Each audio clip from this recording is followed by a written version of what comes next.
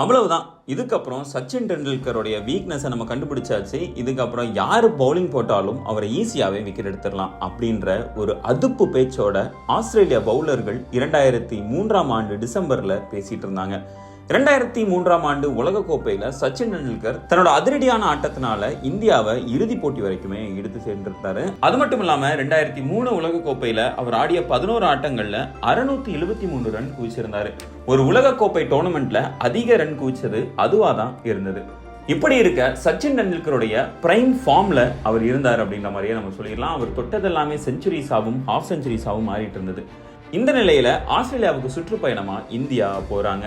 4 போட்டி கொண்ட டெஸ்ட் சீரீஸ்ல இந்தியா பங்கேற்கிறாங்க. அந்த சமயம் உலகத்துடைய டாப் 2 நாடுகளான ஆஸ்திரேலியா மற்றும் இந்தியா மோதுறதுனால அதன் மீது அதிக எதிர்பார்ப்பு இருந்தது. அது மட்டும் இல்லாம சச்சின் டெண்டுல்கர் அவருடைய பெஸ்ட் ஆஃப் த பெஸ்டா இருந்ததுனால அதிக எதிர்பார்ப்பு அவர் மீதும் இருந்தது.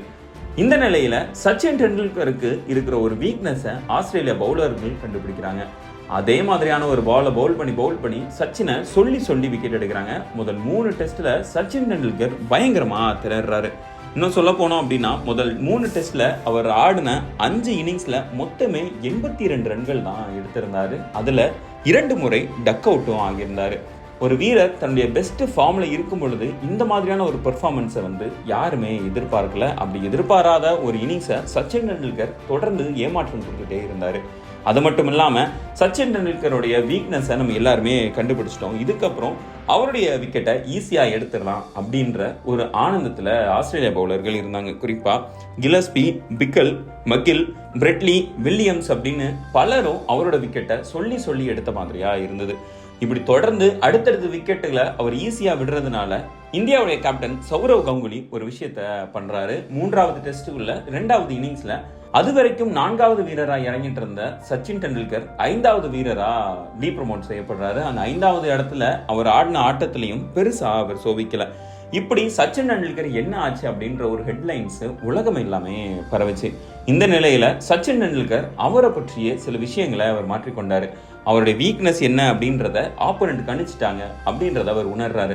அதனால அந்த ஒரு வீக்னஸை இதுக்கப்புறம் நான் வெளியே கொண்டு வர போறதே கிடையாது. அந்த வீக்னஸ் இல்லாம நான் இப்போ என்னுடைய கேமை ஆட போறேன் அப்படின்ற ஒரு இடத்துக்கு சச்சின் டெண்டுல்கர் நகர்றாரு. சச்சின் டெண்டுல்கர் அப்படின்னாலே straight drive, cover drive, on drive அப்படின்னு சொல்லிட்டு அந்த டிரைவ்ஸ்ல அருமையா ஆடக்கூடிய ஒரு பிளேயர். அதுல கவர் டிரைவ்ல அவர் ஆட முற்படும் போது ஆஸ்திரேலியா பவுலர்கள் அதை அழகா கணிச்சு ஈஸியா அவருடைய விக்கெட்டுகளை வீழ்த்திட்டு இருந்தாங்க. இதை சச்சின் டெண்டுல்கர் பார்த்துட்டாரு. இதுக்கப்புறமா கவர் டிரைவ்ல நான் அடிக்கவே போறது கிடையாது அப்படின்ற ஒரு முடிவு எடுத்தாரு. எந்த ஒரு காலகட்டத்திலையும் ஒரு பர்டிகுலர் ஷாட்டை நான் அடிக்கவே மாட்டேன் அப்படின்னு எந்த ஒரு வீரருமே முடிவெடுக்க முடியாது. ஏன்னா எப்போ எந்த மாதிரியான பால் அவரை நோக்கி வரும் அப்படின்றது அவருக்கு தெரியாது.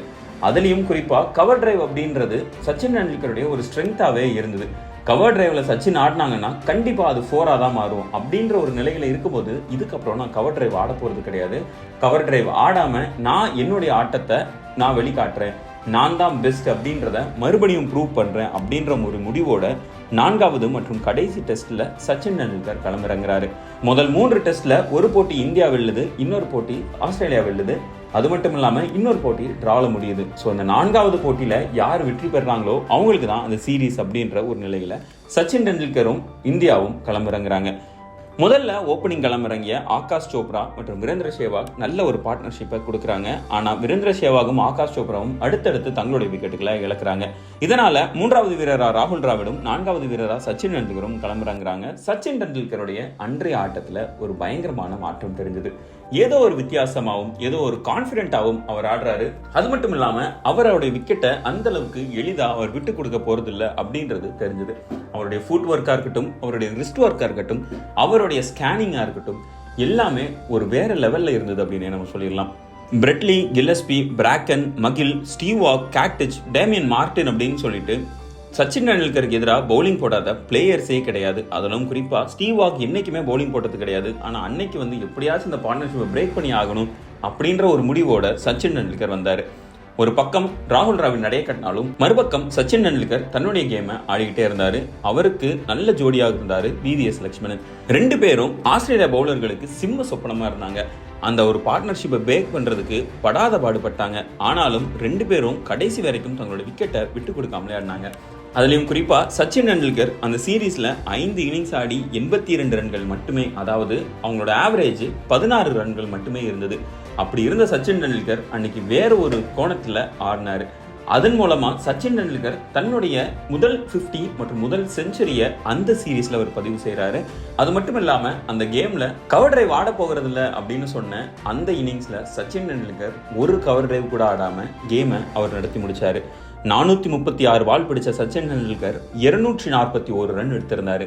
இந்த இதுல ஒரு பால் கூட அவர் கவர் டிரைவ் ஆடல. அது மட்டும் இல்லாம 33 பவுண்டரி அந்த ஒரே இன்னிங்ஸ்ல அவர் அடிச்சிருந்தாரு. சச்சின் டெண்டுல்கர் அவ்வளவுதான். சச்சின் டெண்டுல்கருடைய வீக்னஸை நம்ம கண்டுபிடிச்சிட்டோம், இனிமே அவர் காலி, அவருடைய லெகசி இதோட முடிஞ்சது அப்படின்ற ஒரு ஆணவத்தோட இருந்த ஆஸ்திரேலியா வீரர்களுக்கு அவரு நான் ஏன் கிரேட்டஸ்ட் ஆஃப் ஆல் டைம் அப்படின்ற ஒரு இடத்துல நிக்கிறேன் அப்படின்றத நிரூபிச்சு காட்டியிருந்தாரு. யாரோ வந்து பவுலிங் போட்டு பார்த்தாலும் சச்சின் டெண்டுல்கர் அன்னைக்கு தன்னுடைய விக்கெட்டை விட்டு கொடுக்கிற இடத்துலயே இல்ல. முதல் இன்னிங்ஸ்ல 705 ரன் எடுத்திருந்த இந்திய அணி டிக்ளேர் செஞ்சாங்க. அதுல சச்சின் டெண்டுல்கர் 241 ரன் எடுத்திருந்தாரு. அதை தொடர்ந்து ஆஸ்திரேலியா பேட்டிங் பிடிக்க 474 ரன்கள்ல ஆட்டம் இழந்தாங்க. அதுக்கப்புறமா களமிறங்கிய இந்திய அணியோட ஓப்பனிங் பேட்டர் ஆகாஷ் சோப்ரா உடனடியாக தன்னோட விக்கெட்டை இழக்க வீரேந்திர சேவாகும் ராகுல் டிராவிடும் தங்களோட பங்குக்கு ஒரு நல்ல பார்ட்னர்ஷிப்பை டெவலப் பண்ணியிருந்தாங்க. இந்தியாவுடைய ஸ்கோர் 73 இருந்த சமயத்தில் வீரேந்திர சேவாக் தன்னுடைய விக்கெட்டை இழக்கிறாரு. அதுக்கப்புறமா ராகுல் டிராவிட் மற்றும் சச்சின் டெண்டுல்கர் அவங்களுடைய பார்ட்னர்ஷிப்பை தொடங்குறாங்க. முதல் இன்னிங்ஸ்ல எப்படி சச்சின் டெண்டுல்கர் கவர் டிரைவே ஆடாம ஒரு சிறப்பான ஒரு ரன் எடுத்து கொடுத்திருந்தாரோ அதே ஒரு ஃபார்மேட்டை மறுபடியும் பயன்படுத்துறாரு. சொல்லி விக்கெட் எடுத்த ஆஸ்திரேலியா பவுலர்களுக்கு தன்னுடைய ஐடியா என்னன்றது வெளியே சொல்லாமலே மறுபடியும் ஒரு ஹாஃப் செஞ்சுரியை எடுத்திருந்தாரு. இரண்டாவது இன்னிங்ஸ்ல இந்திய அணி 211 ரன்கள் எடுத்திருந்தப்போ டிக்ளேர் செஞ்சிருந்தாங்க. அப்போ சச்சின் டெண்டுல்கர் 89 பால் பிடிச்சு 60 ரன் எடுத்து அவுட் ஆகாம கடைசி வரைக்கும் களத்துல இருந்தாரு. சொல்லி விக்கெட் எடுத்திருந்தாங்க. இருந்தாலும் கடைசியில அன்னைக்கு முடிவெடுத்தாரு, இனிமேல் நான் இந்த மேட்ச்ல அவுட் ஆக போறது கிடையாது அப்படின்ட்டு. முதல் இன்னிங்ஸ்ல 241 ரன்னும் இரண்டாவது இன்னிங்ஸ்ல 60 ரன்னும் எடுத்து அந்த இதுல கடைசி வரைக்கும் அவர் அவுட் ஆகாமலே இருந்து Sachin Tendulkar player of the match விருதையும் வென்று கொடுத்தாரு. இதனாலதான் அவர் கிரேட்டஸ்ட் ஆஃப் ஆல் டைம்.